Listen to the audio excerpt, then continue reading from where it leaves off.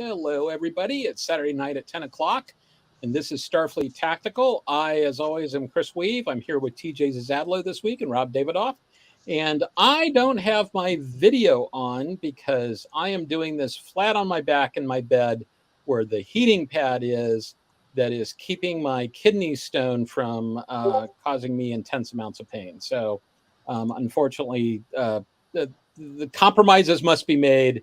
And the compromise is that you don't get to see me this week. But I'm going to participate in the entire episode, which is TJ and Rob continuing their presentation on Battlestar Galactica. So, TJ, Rob, how are you guys doing? Doing pretty well. Pretty good myself. Thank you, Chris. Okay, so how's your 2023 been so far? Less exciting. Same. Yeah, the reason why they're saying that is they've already heard this story. So the kidney stone is the second major medical event that's happened to me yet this year. I spent New Year's Day, the night of New Year's Day, in a hospital in Virginia with a little bit of AFib, which longtime viewers of the show will remember is a sort of unwilling hobby of mine. That I'd really like to give up, and we're working on it. But I had a little incident, and that I had to spend the night in the hospital. They converted me back to a normal rhythm, but they had to give me a metric shit ton of drugs to do it, and you can't just turn the dial off. So the story is really nowhere near as dramatic as it sounds. And the kidney stone right now is actually the thing that's a much bigger pain in the ass, or actually, it's a pain in my left side, right where my kidney is. Terrible shooting pain down your left side and all the diodes.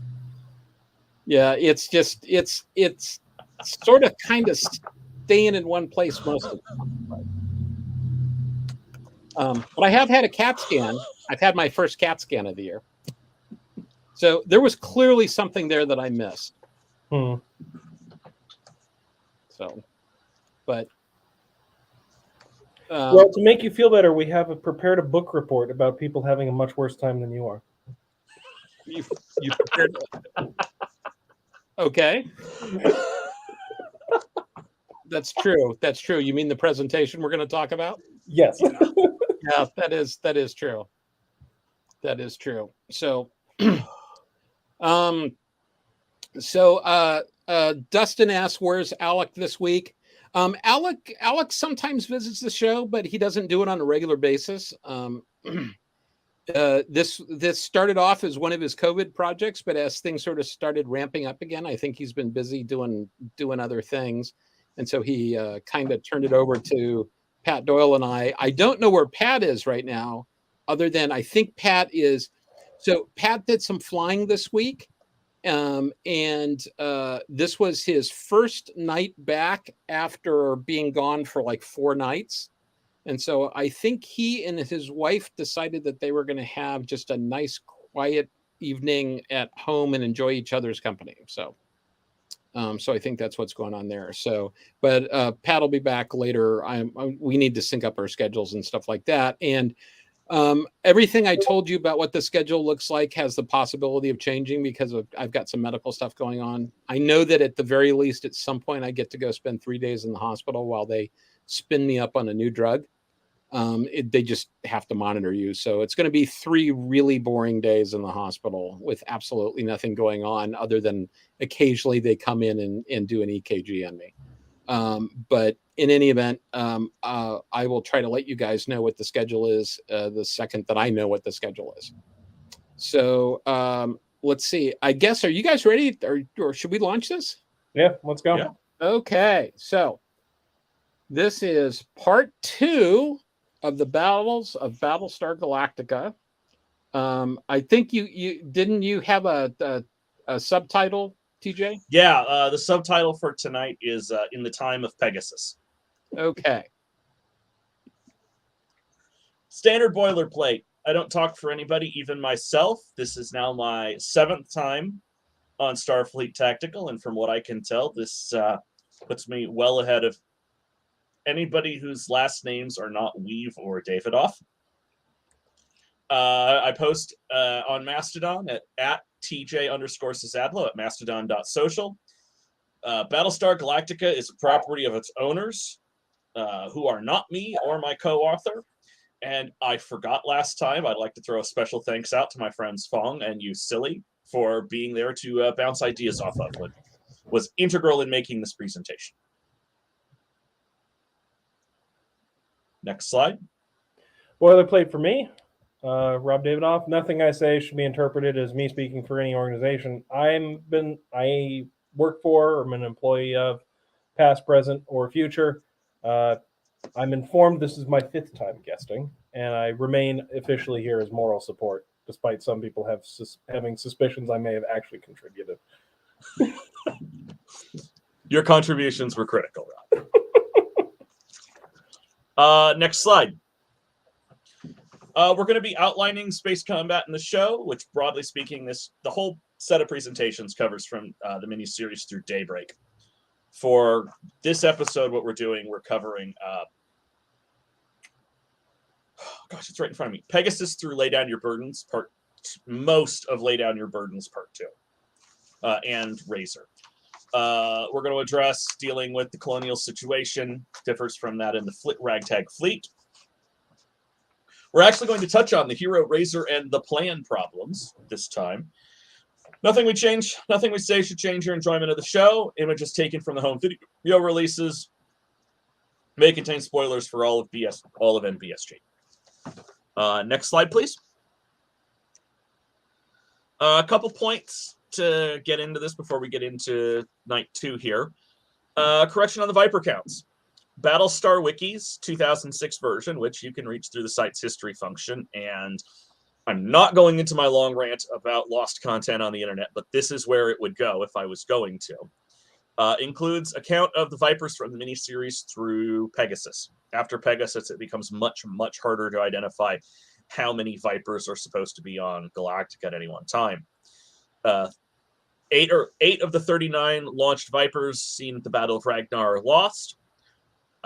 Those and an additional Viper are regenerated sometime prior to the episode 33. And between 33 and Flight of the Phoenix, 6 Vipers are lost over the episode, and we can visually account for every single one of those. Now, while they have 34 Vipers, their operational count can be as low as 25 birds at any given amount of time, just with their maintenance requirements. So their pool that they are starting from in this is pretty small. But that's to correct sort of my wrong numbers that I had put in on the last night's presentation. Next slide, please. A note on Galactica and Colonial Heavy 798. There certainly seems to be a standard docking interface, and it's kind of hard to make out in that image, and I should have used something bigger. I apologize. There are 2 docking tubes that have a whole bunch of docking ports all along the side, and those interface with Colonial Heavy 798 and with the standard Colonial shuttle that is in that image, but is not all that visible. Which sort of implies that at least the docking interface is standardized in the same way that there's like an international standard docking system for the space station. Mm-hmm. Next slide, please. Hero, Razor, and the Plan. These are the only 3 installments of the show where we see fleet ships beyond Galactica and Pegasus, and yet they're the hardest installments to fit into the story. Hero is sort of problematic from a timing perspective. Hero is meant to sort of, the dialogue in Hero is that the events that are described as having taken place before the fall of the colonies took place about a year or 2 before the fall. That doesn't fit with every other bit of dialogue in the show. Ironically enough, the Battlestar Wiki's solution to this is to tack 5 years on to every single time that dialogue says something, which then actually fits with the text that we can read on the documents that are in universe as far as time goes. So that one can sort of get fixed. Razor was filmed between seasons 3 and 4 of the show, and it was paid for out of the Universal Home Video release budget. The problem is they set it way back in season 2. So it's this installment that they've sort of dropped in, and nothing changes over the course of the entire installment. And then finally we have the plan, which gets filmed after the series ended, but takes place between the miniseries and the end of season 2. And it's not bad, but it's really hard to sort of narratively integrate some of the changes that they put in place for the plan versus what we saw originally on the screen. Next slide, please. In the time of Pegasus, our primary in tonight's presentation, we're going to be focusing on the offensive and defense. Sorry, my brain is going from an earlier version of the slide. We can tell that the primary offensive and defensive asset of the Remnant fleet before the introduction of Pegasus is the Viper. They have the main battery on Galactica. They have the Raptors, but the Viper is their primary unit. And with Pegasus, we get the addition of a second capital unit, and we get to see associated changes in applied doctrine caused by the freedom of action of having 2 battle stars. And then we're going to look at the new doctrine and see what the new doctrine can tell us about what colonial doctrine looked like and how it might have been applied. Next slide, please.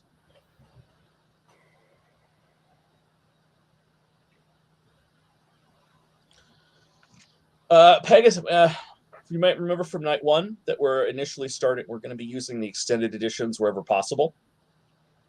The Pegasus extended edition, which ends up being about an hour-long cut as opposed to the 40, 42, 43-minute cut that aired. It starts with Starbuck briefing Adama and Roslin over her planned rescue mission to recover people off of New Caprica. And as a part of her planning, she wants to leave 7 Vipers and a Raptor with the Colonial Remnant, which is seen as a bit incongruous initially with Roslin. She wants to implement this plan. She doesn't like how few forces that's leaving, especially when she hears that it's going to take Galactica 240 jumps just to get back to Caprica to rescue people. Mary McDonnell in that scene, her eyes just go from like normal size to big saucers staring at Starbuck. She goes from having been walking around onto Starbuck's side at the table, and they're in the wardroom. They're not actually they're in the ward with a D room, not the war room. When Starbuck is presenting this, she goes from starting to side with Starbuck to going back to Adama. And Adama's critique of the plan is very Socratic. He's asking the questions and he's getting the answers and showing how her plan doesn't work. He's not opposed to the idea of the rescue mission. He's opposed to what Starbuck has proposed as the rescue mission. And this whole setup gets adjourned very quickly due to a Dratus contact alert, and Starbuck runs out of the room. I think the thing that's interesting about this scene is that Roslin and Adama are both not uncommitted to this plan, or they're not opposed to the concept of the plan. They're just opposed to the plan for implementing it. Adama's very much sort of like TJ said, Adama's sort of walking Starbuck through critiquing her own plan. He's sort of like developing her as a planner after maybe what we saw in sort of Hand of God. He's trying to develop staff, I guess you might say. He's asking the questions, but he's also critiquing her answers. She says 240 jumps. He says that's conservative and you know it. Yeah. That it might be more. But I think what this really speaks to is the critical levels of assets that they have, as far as being able to consider executing multiple actions at a time or executing long-term detached exercises. Which, of course, leads us right into where this scene goes. Next slide. a second Battlestar appears. And it's the Pegasus. You get the first fighters out to intercept what they think is initially a Cylon base star are piloted by Kat and Apollo. Kat being one of our nuggets from season 1, who seems to be doing pretty well for herself. They do a flyby of Pegasus, and they see Pegasus and all of the Vipers that Pegasus has launched. And Apollo calls to Galactica and says, "You're not going to believe what I'm looking at out here. It's like a dream." And he laughs. And Adama on Galactica goes, "It is a dream." Pegasus is, as you can see there, much larger than Galactica. She's about 25% longer in any one dimension, which gives her about twice the volume. She is a big ship. She also has 4 landing. Her flight pods have a topside landing deck and a lower side inverted landing deck. So she has twice as many landing decks as Galactica has as designed, and 4 times as many as Galactica has in practice. She still retains the same number of launch tubes. She has 40 launch tubes per flight pod.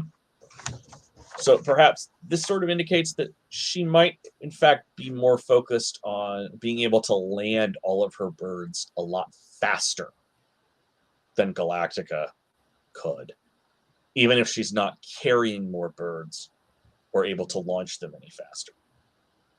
Which indicates perhaps a shift in doctrine from when the Mercuries, from when the Jupiters, of which Galactica is our prime example, to the Mercuries, of which Pegasus is our prime example. Pegasus also has a different structure through whatever improvements in jump design or protection concept. Her flight pods do not retract into the hull under the armor the way the Jupiters do. They're fixed in place, which is interesting.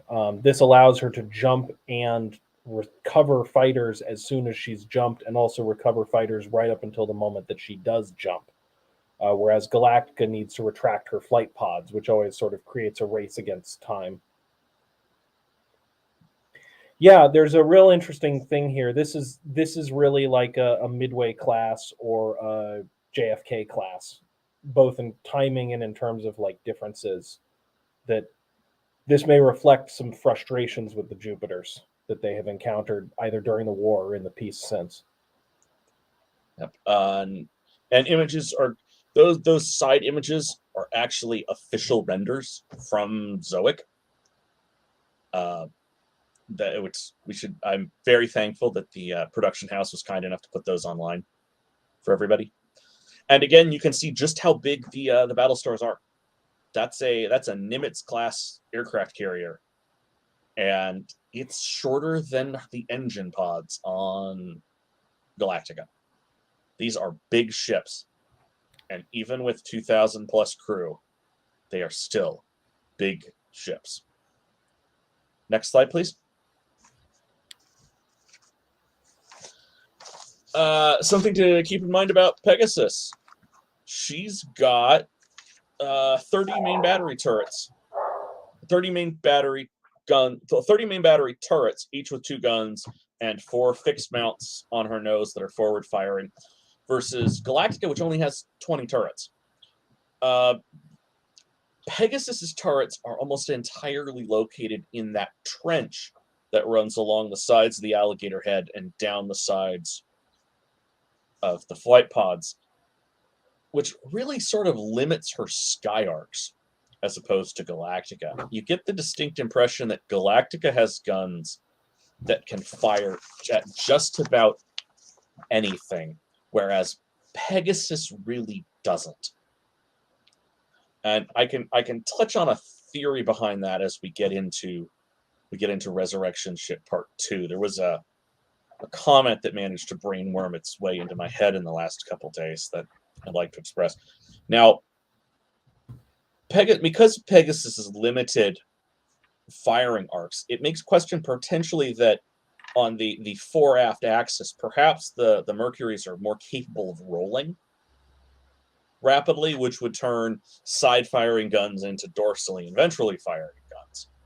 And we certainly hear later on that she has a distinct lack of being able to throw up flak on her top side. Which may speak to less of a design to be in the thick of things. One of our questions we discussed in the first night of this is, what is a Battlestar? Is it a battleship? Is it an armored carrier? Is it a carrier? Is it something entirely different?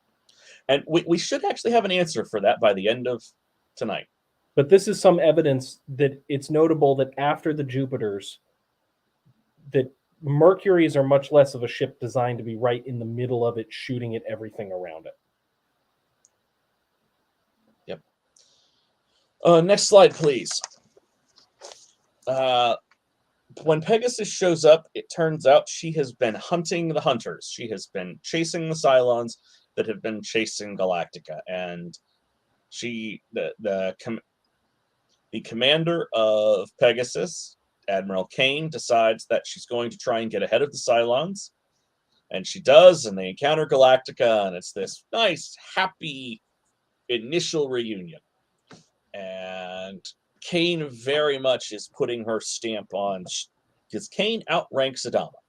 She is putting her stamp that Pegasus is hers, and so for that matter is Galactica. And all of Adama's authority on Galactica is derived through her. But for the recon assets of the Cylons that have been hunting down our civilian fleet, Kane's people don't trust Galactica's assets. And they develop a recon mission that's going to use one of the Pegasus Raptors instead of Galactica's Blackbird. Starbuck gets ordered out by Apollo, who has been seconded over to Pegasus, for the express purpose of going out and running the mission in the Blackbird, even without proper authorization. And then there's this moment where you get significant tension that is ratcheted up due to a personnel issue between Pegasus personnel and Galactica personnel that very nearly results in a shooting war. It is only deferred by the timely re-arrival of Starbuck at the beginning of Resurrection Ship Part 2. There's a Viper furball going on. They are minutes or seconds away from turning into a shooting war between the last two human warships. And Chris has very kindly dropped the link to that scene that on the official Battlestar Galactica channel. It's called I'm Getting My Men, and it's Adama ratcheting up the tension with Kane. It's incredibly well played, incredibly well shot, and absolutely incredibly well scored. The soundtrack cue for that is called Prelude to War, and if you get a chance, watch it. It's beautiful. I think it's a really fantastic example of the character of Adama, that he really wants to trust that the system is going to work. But as soon as he finds out it isn't, he's going to make it work the way he thinks it ought to. But Starbuck does fly the entire recon mission herself. Colonel Ty sees her returning. They figure out it's the Blackbird, and he says, thank God. He says something like, thank God it's Starbuck. Another one of her crazy stunts. Another thank one the of her gods. crazy stunts. Thank the gods. But she's flown the recon mission, and that means that everything is going to have to be deferred until we get to the fight. Kane is sufficiently impressed that she goes, my gods, she flew the whole mission by herself. Also, with the Blackbird, she was able to fly right up their backsides, and they didn't even know she was there. That's the moment where Kane is now impressed by the capabilities of the Blackbird as an asset that the Galactica team has put together. Next slide, please. Before we go on to the next slide, let me jump in for just a second. Yeah, sure. The subject of Kane outranking Adama. So this is a very interesting situation in that Laura Roslin, as the president of the colonies, probably has the authority to either promote Adama or demote Kane. You know, it can be a brevet sort of situation in order to resolve all that. But there's a cost to be paid if you do games like that, right? It specifically says that she doesn't trust Admiral Kane. And it is one of those sorts of things that, you know, the military is subservient to the civilian authorities, at least in our system. But this is the sort of thing where, you know, the smart civilian understands that there are other implications there, and they can't be undermining the leadership, especially in time of war. Especially given that Roslin's assumption of the powers of the presidency of the 12 colonies is sort of, there's this great scene where Kane is being introduced to her by Adama, and Kane, who's got like 6 or 8 inches on Roslin's actress, she just like swivels her head and then looks down and is like, what is this? I would note that Kane is played by Michelle Forbes, perhaps better known as Ensign Rowe. Mm-hmm. And she's very successful in the role. Yes, very successful in the role. But I think, you know, for Roslin to promote Adama raises the question fundamentally, does Kane acknowledge Roslin's authority to promote Adama over her into an authority greater than her own? And I think that's an interesting question. Yeah. In theory, she would, but in theory, she also wouldn't have done some of the stuff we know she's done. Yeah. Yeah. And this is one of those situations where, you know, never give an order that you know won't be obeyed. Mm-hmm. And so there's a lot of interesting stuff going on in the background here as they sort of are trying to figure out, you know, exactly how far, what's the thing that will cause the other person to stop cooperating. Mm-hmm. So very well done. Oh, and Starbuck is directed to plan the attack on the Cylon asset, and we see the plan being briefed in the war room on Galactica there. So it's another great shot of it. The Battle of the Resurrection Ship. The plan that gets implemented is that there is a staged engagement. Galactica jumps away for most of the fleet, while a couple civilian ships stick around acting like they have problems with their FTL drives. This is done to draw off. Thank you, my brain. Draw off the Cylon raiders, exposing the base stars. Once that happens, Galactica shows back up, and Galactica and Pegasus together hit the base ships, and we get to see ship on ship action. And in that action, it becomes very apparent that a Battlestar is more than a 1-for-1 match to a base star if the base star doesn't have its raiders. Even if the Battlestars don't have all of their Vipers. So ship to ship, the colonial remnant is distinctly superior. I would note that, this got pointed out to me, Pegasus does not have the same degree of close-in support weapons that Galactica does. But we see Cylon missiles that are targeting Pegasus have a much higher chance of going haywire than we do when those missiles are targeted on Galactica, which implies potentially that Pegasus and the Mercuries have a much larger electronic warfare suite that is actually successful in a way that Galactica simply doesn't. And that's a late minute brainworm that I had to catch on a last minute rewatch of some of these scenes. Which is interesting if that system is still functioning, even with the colonial fleet having been penetrated as deeply as it was pre-war. And with Pegasus no longer operating the command navigation program, that system is still operating successfully. Given all of that, is really interesting. Yeah. Which ties into potential, just the degree to which the CNP was a very limited in time asset that the Cylons had, and why they had to go and hit all of the targets that quickly on day one.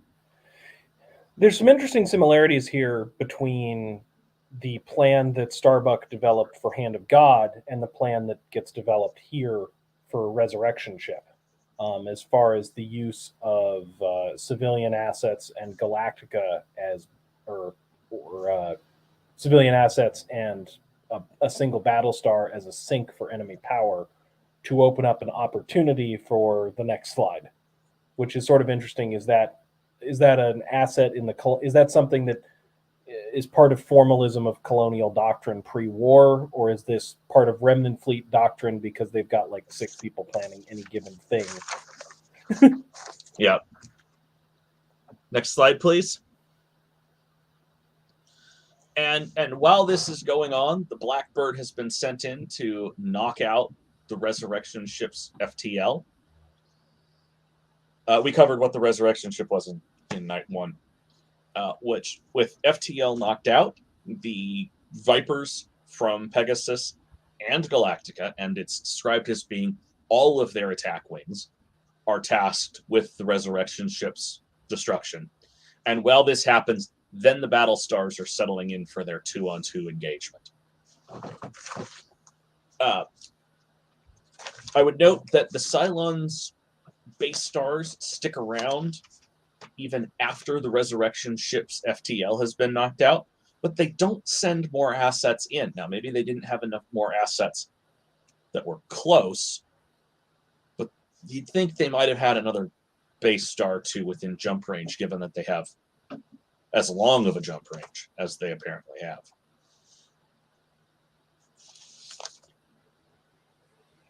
Next slide, please. Scar. We are back on the defensive. Hang on, TJ. Chris, you unmuted for a second. Did you have something to add? Yeah, I was just going to say that TJ just said something that really got me thinking about something like,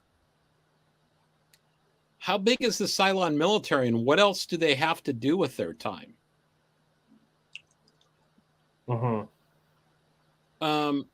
Yeah, there's a series of fanfic that, obviously, being fanfic has no canonical value, but it sort of asks this interesting question of, we know at least 2 Battlestars got away. We know at least 2 groups of FTL-capable civilian ships got away. Yeah. How many other leakers are the Cylons dealing with? Yeah, that could very well be the case. One of the things that I always thought was most disappointing about the plan is that the plan, which we'll get to, but the plan always had the ability to sort of, it theoretically is the place where they could have explained all these things, right? Right. And they really didn't. No. They really didn't. And I think I've said this on the show. I know I've said it to TJ and Rob, that I've always, I always wanted to see the scene where at some point Ty says, "Why aren't we dead? We should be dead by now." And Adama goes, "Yeah, that's true. I've been wondering about that too." And they both realize that there's this other thing going on that they don't understand. They don't understand why the Cylons are doing what they're doing or not doing what they're not doing in that particular case. But, Yeah. I guess it's easier. It's almost like hindsight is 20/20 or something. You say that, and now that I'm thinking about some of the putting some of this together, it's sort of an interesting thing that they've got 2 Battlestars running around. And it sort of makes you wonder about things like Hand of God, they're investing a significant amount of resources in staking out all the Tilium mines. And I'm wondering how much of that is trying to, how many leakers are they dealing with? Because we see what they're doing on one base. Yeah. You multiply that by, I don't know how rare Tilium is. I keep checking my chemical engineering text and it doesn't give me any values for it. But they're investing in essentially trying to shortstop the range of any colonial leakers. I wonder how much of that is aimed at Galactica, how much of that is aimed at Pegasus, and how much of it is aimed at anything else that might be floating around, or just preparations for what if the Cylons were planning this, and they do seem to have been planning it pretty extensively, of like, what do we do if?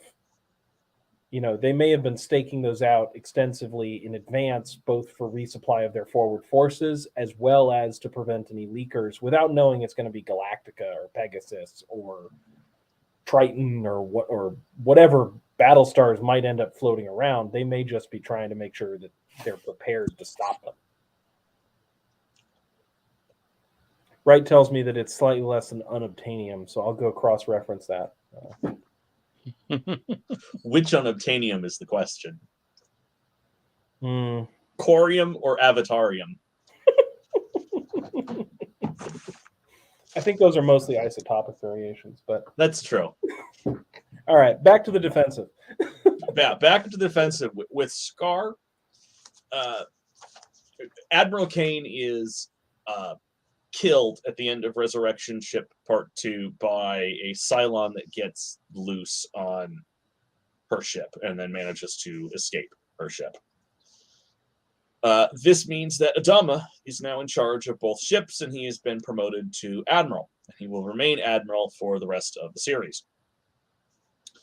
But he has 2 ships now, which means that when they encounter an asteroid field that has critical resources for the construction of new fighters, he's able to split his forces. Galactica is left with the mining ship and the asteroids, and Pegasus is sent off with the rest of the civilian fleet to keep them safe. And it's plot relevant here that there are limits to the range of Resurrection. And with the destruction of the Resurrection ship that had been following the Remnant fleet, Raiders and human-formed Cylons in and around the civilian fleet, when they die, they die. And dying is explicitly not happy fun times. There is pain associated with dying, which is why perhaps you don't want to turn them into nuclear kamikazes. If you turn them into nuclear kamikazes, they may simply decide that your base star is as good of a target as the enemy battle star, and if they blow up the base star, they're not going to be shot at on the way.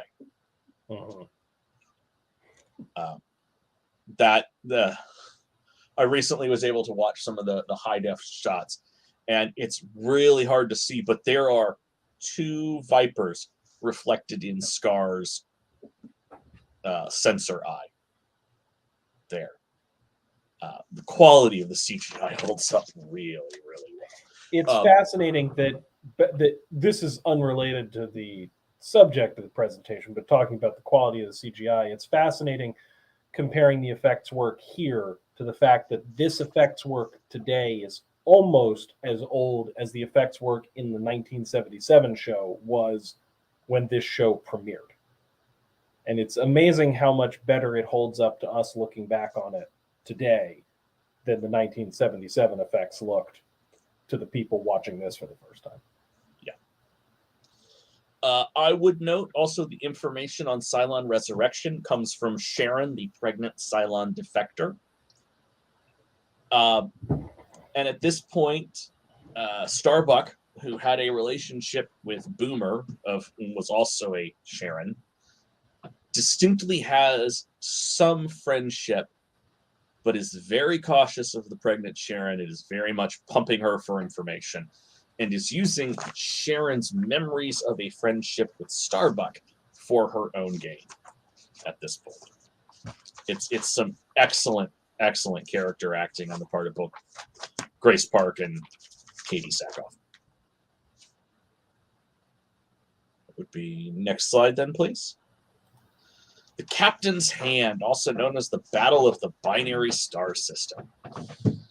Pegasus has managed to lose both her CO in the form of Kane and her former XO in the form of Fisk.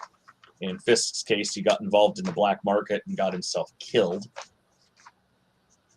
And now command has devolved to Barry Garner. He is the ship's former chief engineer, and he is the only time we hear about anybody from ship's engineering in the entire show. It makes me wonder about, did Galactica not have a chief engineer because she was being decommissioned?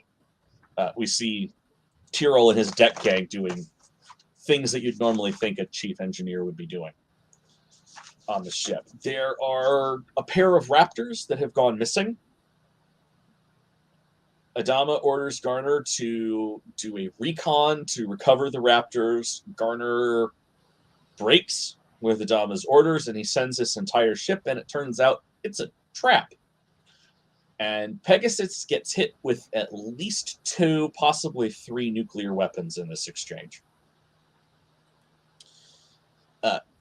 I would note that Garner's language when he's describing what he's doing is, I'm getting our men. He's mirroring Adama's language from Pegasus, trying to sell Major Adama, Apollo, who is aboard Pegasus, sort of as the acting executive officer. We know from the nuclear hits that there is damage to Pegasus's topside heat exchanger. Garner has to go down below into the ship's engineering to sort out what the technical problem is. In the process, Garner puts Apollo in command of the ship. Garner makes the decision, looks at Apollo, says, "You have the con," and walks out of the room before Apollo can respond. And there's just this long pause, and Apollo goes, "Yes, sir, I have the con." The enormity of what's happening hits Apollo, and then he starts giving orders, and he falls into it naturally.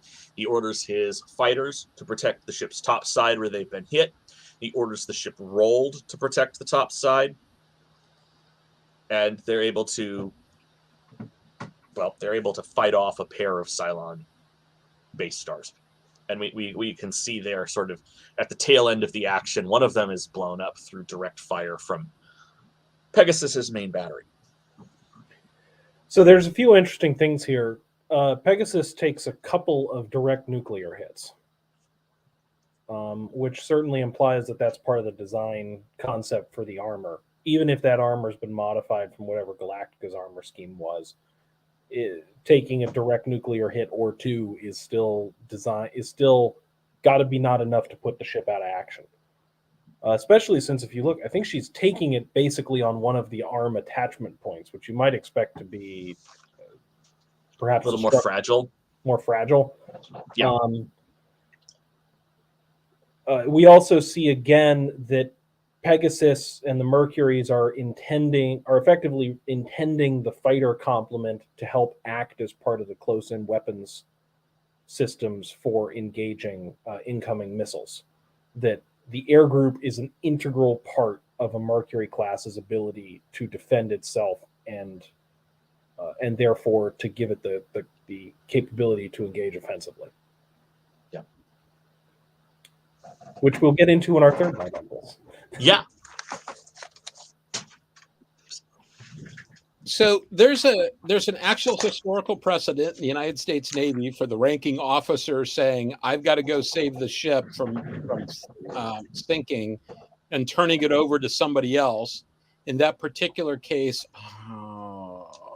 was it San Francisco? I think it was San Francisco, and one of the actions off of Guadalcanal, the ranking officer was the damage control officer. The ranking surviving officer was the damage control officer, and he turned it over to somebody who was of a lower rank and said, "You fight the ship. I need to prevent the ship from sinking." And this is the battle that Robert Heinlein refers to in Starship Troopers, when the colonel is talking to one and the other two OCS candidates about the situation where the chain of command got blown away, and a like lieutenant was sending messages as if he was the admiral. Yeah. Or lieutenant commander, I think he was. So when Colonel Nielsen, of the famous line from that novel, which I think is one of the most effective lines in science fiction, which is, "Yes, that Nielsen." And that's all you ever find out about him. And Heinlein said more with those 3 words than he would have said if he'd given you his resume.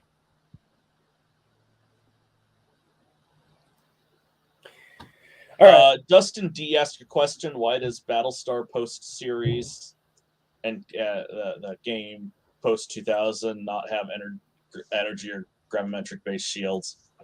Why does the Lorne Green while the Lorne Green Battlestar has energy based shields? They are completely different universes. Ron Moore decided to focus much more on a naturalistic science fiction, something that seemed plausible other than artificial gravity.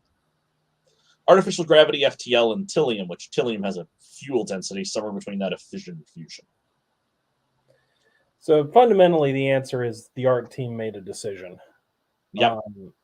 I think they thought that if they were firing off phasers, you've got to remember this is on the air against Star Trek, Voyager, Enterprise, Andromeda, Stargate. And, there's a lot of other series out there that are firing around laser guns, and the shields are damaged. I think they really wanted to show off their capability, that they had the CGI capability to not have to go with just a phaser is easy to rotoscope. A gun battery is, you got to show it. Yeah. And I think that they also, they made an artistic decision. Yep. In the universe, it's an entirely separate universe. It's not like they had shields and then they abandoned them. It's that this is just a different take on the universe where that never existed. Yep. Next slide, please. Razor. Razor, as noted, was a made-for-TV and home video release movie. It covers 3 sets of events. These 3 timelines are all interspersed, but we're gonna break it down chronologically. The first one of those is at the end of the first Cylon War, which we're not going to talk about because it's not really topical to our presentation. We're going to cover the events surrounding Pegasus from right before the fall of the colonies in the miniseries to a point about a week and a half after. And we're going to cover the Battle of the Guardian Base Star, which occurs after the Battle of the Binary System, but before the birth of Hera Valeri Agathon in Downloaded. And we can Which speaks to some of the problem we talk about of getting this all to fit in without causing all the stuff before to have been altered, to have been needing to have been altered to reflect it having happened. Yes. Next slide, please. The fall of the colonies. Pegasus is going into Scorpion Fleet shipyards for a refit to CNP-related systems, and her network is down. We see her there, berthed at the fleet yards, and right behind her there is a Berserk, which is one of the not a Battlestar things that we see in the fleet. As the shipyards are being attacked, Kane orders the Pegasus to emergency separate from the yard. As you can see there, she's blowing her engines to get away as fast as possible. And she orders a blind jump, literally just jumping without putting coordinates into the system, which can send you anywhere. It could send you into the middle of a star. Space is big, though, so chances of you jumping into a star are probably pretty small. In this attack, of which at least one nuke is set off almost directly on top of Pegasus, it's stated that they have 723 dead and that is more than a quarter of the ship's complement, which means that her total crew is somewhere between about 2170 and 2900. That's sort of it says more than a quarter, so the higher numbers if it's at a quarter, if it's the lower numbers is about a third.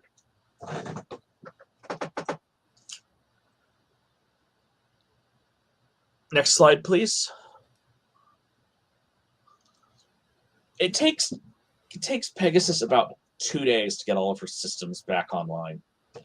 She does some reconnaissance of the colonial systems. Kane does a rousing, we're going to fight the Cylons until we can't fight the Cylons anymore speech. And her first action is described as the Battle of the Communication Relay. She has an intelligence failure, a pretty big intelligence failure, in that they identify what is really a basing platform as a communications relay. And it's 15 squadrons of fighters of Cylon Raiders show up, and that's described as being about 4 times the number that Pegasus has. And her XO, having heard Kane say, "I'm not going to throw our crew's lives away recklessly," tries to get Kane to back down. Kane disagrees. The XO continues his, "I don't think this is the right thing to do." Kane asks for his sidearm. He hands it over, and she shoots him in the head in the middle of the CIC and orders everybody else to push the attack. Kane is the fall of the colonies has destabilized Kane a little bit at this point. Next slide, please. And while this is all going on, the Cylons managed to get a boarding force onto Pegasus, partially because... TJ, actually, I think there's one thing to draw attention to on the previous slide. Okay. Which is that in this middle screenshot, it's difficult to see, and if you find this screenshot on your own and zoom in on it, you kind of have to have it pointed out, but it's apparent once you see it. One of the launch tubes that Pegasus has is a launch tube for Raptors, which is a capability Galactica doesn't have, which goes back to the fact that the Colonials really want something they can launch out of tubes. They've had that standardized all the way from the Mark IIs all the way through a Mark 7 that these have to fit into the same tube. I love it. But they've also taken that on for the Raptors, that they like getting their ships into space quickly. That they value that ability to enter the combat zone with initial velocity in a large salvo without having to worry about deck constraints. This is not a U.S. carrier where it's like, all right, we got 4 catapults. We can get 4 planes in the air every 3-5 minutes. It's you got to have a significant portion of the air group up within 10 seconds of calling for them. Yeah, there are Pegasus has, I want to say, 4 Raptor launch tubes and 80 Viper launch tubes between your 2 pods. Given that they don't have that many of them, that might be for something like a search and rescue or something like that. But anyway, it's just an interesting observation. We should keep going because this is actually on tonight, so we should be more respectful of her time. Yes. There had been a civilian contractor, a Gina Envier, who has been assisting in the refit, and she is early 2000s TV coded as being in a lesbian relationship with Admiral Kane. One of our officers, at this point, Lieutenant Shaw, gives Gina her access code so that Gina can go and help assist in firewalling all of the computers. Unfortunately, Gina is still Cylon, and she's still working for the Cylons, and the Cylons are able to get a landing force down on Pegasus. And the Cylons, in doing this, managed to send the same model that Gina is. She's the 6. And that outs Gina as a Cylon, and they're able to eventually repel the boarding action. Unfortunately, Pegasus suffers the loss of 32 Vipers, with 61 more damaged beyond immediate repair, and this represents half of the air wing. Which gives that the Pegasus might have had an initial air wing somewhere in the 160 to 200 aircraft range. And this battle also results in 100 more crew being dead. So the Pegasus is up to about 823 crew lost. Wright has a point that the Mercury-class Battlestar has Viper construction ability. Yes, that's what's relevant in SCAR, is that they're able to use this break. Galactica has the mining ships. Pegasus has the Viper construction factory. Pegasus may not have been able to build more Vipers until they had the feedstock.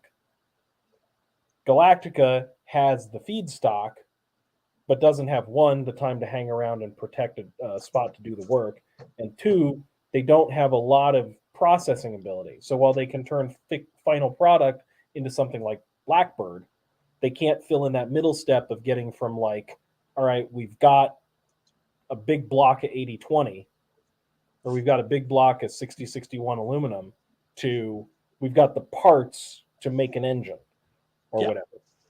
This may be why Pegasus doesn't have a much larger crew than Galactica, despite being physically larger, is that she's packed full of all this additional equipment that she has an entire fighter production line in the middle of the ship. If you think the U.S. Navy wouldn't love to be able to put an entire fighter production line on an aircraft carrier, Chris, you might be able to comment on that, or perhaps a bit more. I suspect that this fighter production line, while it might be, reasonably good sized, the right answer is not to think of it as a giant factory like you would have ashore. I mean, I think the capacity, it's got the capability, but I think the capacity is probably relatively limited. Yeah, I think being able to turn out a bird a month would be considered pretty good normally. And it may in fact be more focused on spares. And that just turns out that if you have the capability to produce spares of everything, you have the capability to put a fighter together from scratch, in theory. And then all of a sudden it turns into, well, it says in theory. Can you do it in practice? Yeah, but it's not a construction line. It's like it's old world craftsmanship, hand built, blah blah blah. Yeah. Anyway, we should move along. Yes. Next slide, please. After this happens, Pegasus manages to locate a civilian convoy of 15 FTL-capable ships that have been described as having, some of them even had weapons. And Kane, desperate for supplies and unstable after the loss of her best friend, who was her XO, and her lover, who turned out to be a Cylon, orders the ship stripped for parts and people. And it is apparent that her crew go along with this out of chain of command and a bit of fear of her, but not because they like this idea. And Shaw, who is on the first scavenging mission on the Scylla, shoots the civilians, resisting Kane's orders, and at that point, the civilian resistance sort of goes away. Now, I don't actually have a problem with Kane impressing the civilians into military service. I have a problem with how she goes about it. I have a problem with her stripping the ships of food, fuel, and FTL drives, and leaving them out in space to die. If Kane goes and instead commandeers those ships and tells everyone on those ships, congratulations, you are now steaming to the sound of guns, that would be a different story. Yeah, it would perhaps be a more interesting story, and certainly one that's less cartoonishly evil. The problem is not that she impressed the people. The problem is that she didn't impress all of the people. Right. And that she left people to die. She doesn't leave them the capability to get away on their own, but nor does she leave them the capability of surviving with her. Right. When Pegasus eventually meets up with the Galactica civilian fleet, she's got about 1,750 crew aboard. Given that there are 800 dead between the opening action and the Battle of the Communications Relay, and we can sort of put a lower bound to her crew somewhere around 2,500, 2,550, plus whatever with the civilian fleet people that she picks up from the civilian fleet. It's not obvious that she picked up a lot of people from the civilian fleet, but her deck chief on Pegasus, a man by the name of Peter Laird, was an aeronautical engineer who had been on the Scylla. It's interesting that they don't even have the room to take all those people aboard, or that they make the decision not to. Thinking about that, that's 2,500 people, which is about the size of just the shipboard crew of a Nimitz, or it's either the shipboard crew or the ship plus the air group. I know one of those two numbers is about. Yeah, ship's company is about. It's about, roughly speaking, more or less, it's about 5,000 total on board the ship, of which it's about evenly split between ship's company on the one hand and air wing and Desron staff, et cetera, on the other. The air wing is the big part of that other thing. So, I mean, everybody else is kind of rounding error. Yeah, it's sort of interesting there that you have this is a ship who has a flight pod that is several times larger than a Nimitz. The flight pod probably has as much pressurized volume as the Nimitz has hull volume, even when you subtract the giant amount of space that is the landing bays. And yet 2,500 people is all this. At the very least, Kane doesn't care to find space for more people. Right. Which is perhaps a sign of just how far Kane is. Yeah. Next slide then, please. We're back to the present day. And Admiral Adama sends Commander Adama, Apollo, on a search and rescue mission to locate a science team that's studying a supernova remnant. Why a supernova remnant? Well, it's because it becomes important later in season 3, which was in the past from when this was done. Well, out on patrol, Starbuck and Showboat. Showboat is a captain, I believe either the DCAG or a squadron commander on Pegasus. They're intercepted by First War Cylon raiders, and one of them gets shot down onto Pegasus's deck. And there's Shaw, who was a lieutenant and eventually is promoted to a major under Commander Apollo, is the XO, orders a full auto defensive fire to preserve the ship even before Starbuck and Showboat are landed on the deck. I would note that the First War Raiders are listed as unknown configuration on Pegasus's Dratus. And Shaw makes the call to throw up the full auto defensive fire while Apollo is distracted.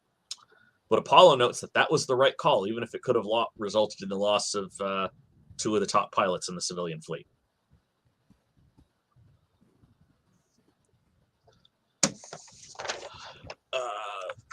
Next slide, please. And the discovery of these First War Raiders, combined with knowledge given by our Cylon defector and memories of the Admiral, which is why they had the flashbacks in the first timeline, identify those as the forces protecting the first hybrid, which is the hybrids are semi-biological, semi-mechanical control systems for the base stars. The Cylons had been experimenting with hybrids prior to the end of the First Cylon War. Unfortunately, people being experimented on in that result, there was significant mutilation, which left me somewhat uncomfortable every time I've seen those scenes. But Admiral Adama orders the plan to destroy it once they find the Cylon Raider. And this is also he transfers his command to Pegasus. This is the only time in the entire show where he transfers his flag to Pegasus. He really loves Galactica as his ship, even if it's not the best.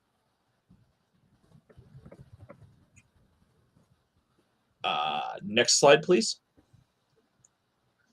And once again, we have Pegasus jumps in, fakes FTL trouble as a distraction, and they launch a Raptor. They explicitly use the Raptor sort of ablatively around our assault team. And they eject when they get noticed, and they EVA with a nuclear warhead literally in tow. And they're able to successfully make the insertion. Next slide, please.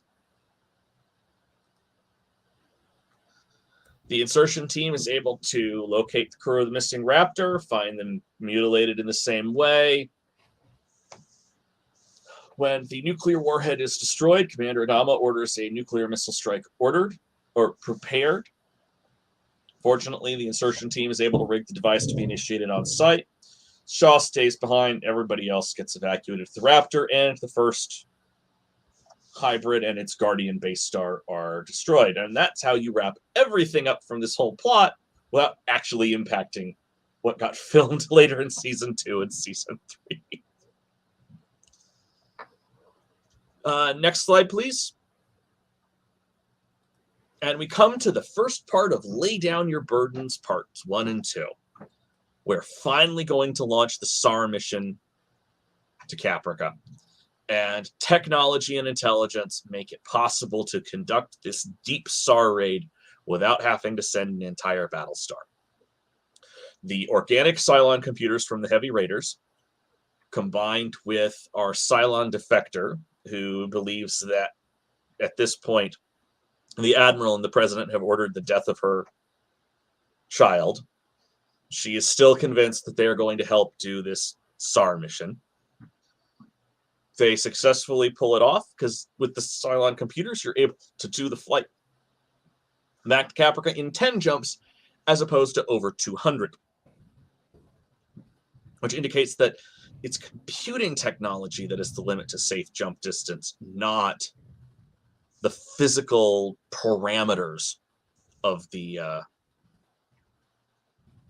FTL drive. And we see there the 20 Raptors that are launched on the mission. One of them misjumps and finds a habitable planet.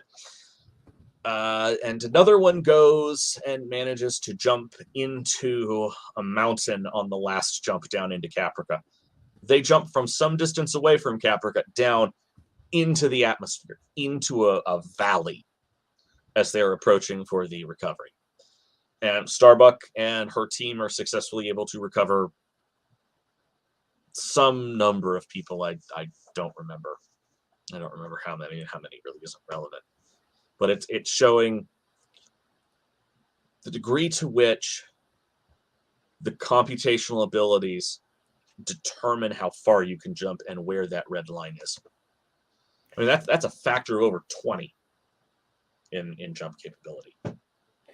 We also see just the capability to stage this raid entirely with Raptors.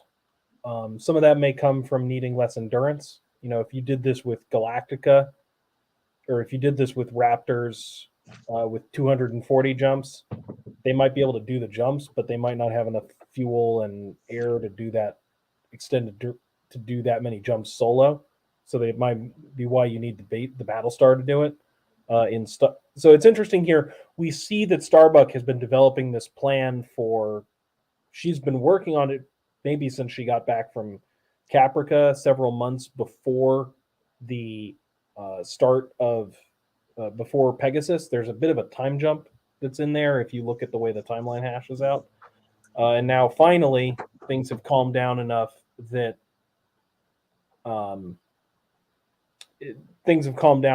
they're able to actually stage that raid partially thanks to the increase in assets. Yep. And that will be next slide. And that brings us to the end of night 2. And at this point, I think we can pretty convincingly say that with the combat strength of the Battlestar is in the air group, thus she's a carrier, not a battleship. And while the main battery on Pegasus seems to have a focus on direct fire, while the main battery on Galactica seems to have a focus on being dual purpose with a heavy suppressive fire roll. And the armor is there sort of to let the ship stay in the fight and to let the ship act as a sink for enemy firepower. So if I were to give a if I were to make an analogy, it would be that a Battlestar is perhaps a heavier armored version of a Lexington or a Kagi or Kaga, in that she has a battery. She has a cruiser class battery, but she's fundamentally an aircraft carrier. So maybe some of the hybrid cruiser carriers, but she's an aircraft carrier first and foremost. For those that don't know, Lexington and Saratoga, which were the Lexington class aircraft carriers, initially in U.S. service had 4 8-inch twin turrets to give them anti-cruiser firepower. That's sort of what I can kind of piece together might be a good wet Navy analogy for what a Battlestar is.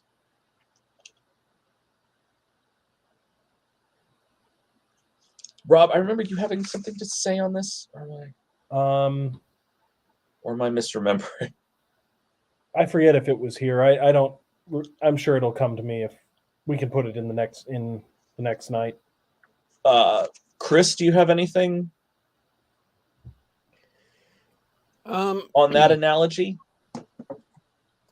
Yeah, you haven't heard this case made before. What's your thought on our case that we're making? Battlestars have always been sort of problematic in my mind because in a lot of ways their firepower seems to be more powerful than that. I mean, we don't know what the alternative is, right? In the US Navy, we know what a battleship looks like. But we don't really know what if there's, we don't see something that's sort of billed as a cruiser. We don't see something that's billed as a battleship. So I get where the analogy is coming from, but it's entirely possible that the folks in this universe would not understand it, because they'd say, no, these are the biggest guns we have. We're putting the biggest guns we have. I don't know. It's always something we're thinking about. It's interesting. And it should be noted that those guns are like 60 or 80-inch caliber guns. They are not small guns. No, they're not. They're not. Well, actually, if you go to the next slide for us, we will absolutely see you all in night 3, which my intention is to do that as an inquest into the loss of Pegasus, covering the events from over New Caprica through the end of Exodus, Part 2. But if you will go on to the next slide, please, Chris. I believe I left this in. We have the Berserk class. The Berserk is the thing that is shown next to Pegasus in Scorpion Fleet shipyards. And if you look at the ortho view there is what looks to be a very big gun on the bottom of the Berserk, fed by some sort of energy storage system, perhaps. And I have in my head that that's a base star cracker. I have no evidence for that whatsoever. In my head, that's a base star cracker. Yeah, we never see one of these in action. It's a canonized fan concept. But in the overhaul from the fan concept, originally that whole thing under there is a large flight pod with a lot of launch tubes. As seen in the renders that get provided after the show from the Zoic team or whoever provided the renders, they appear to actually only have 5 launch tubes aside. So they only have a significantly smaller fraction of launch tubes compared to Jupiter or Mercury. And they're much shorter tubes too.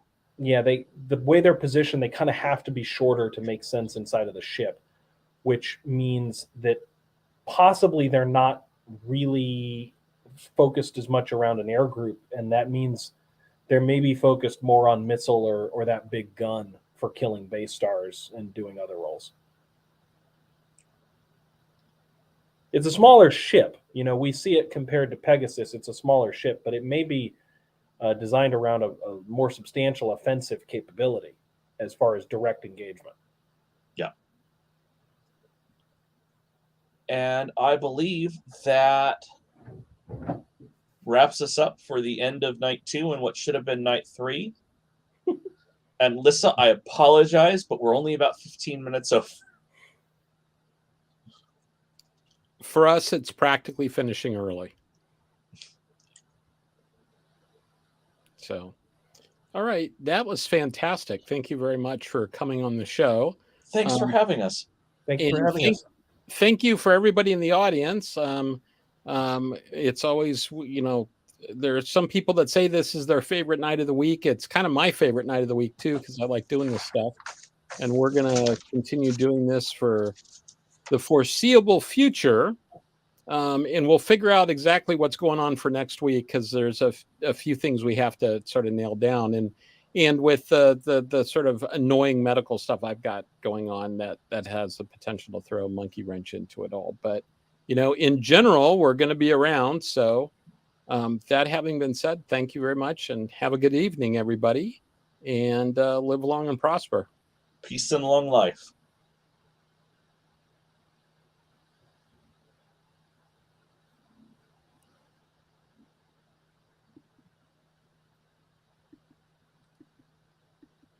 Lissa, are you there?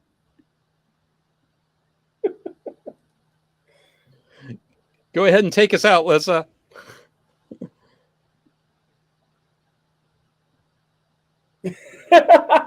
You are muted. Lissa, you are muted. We cannot hear you.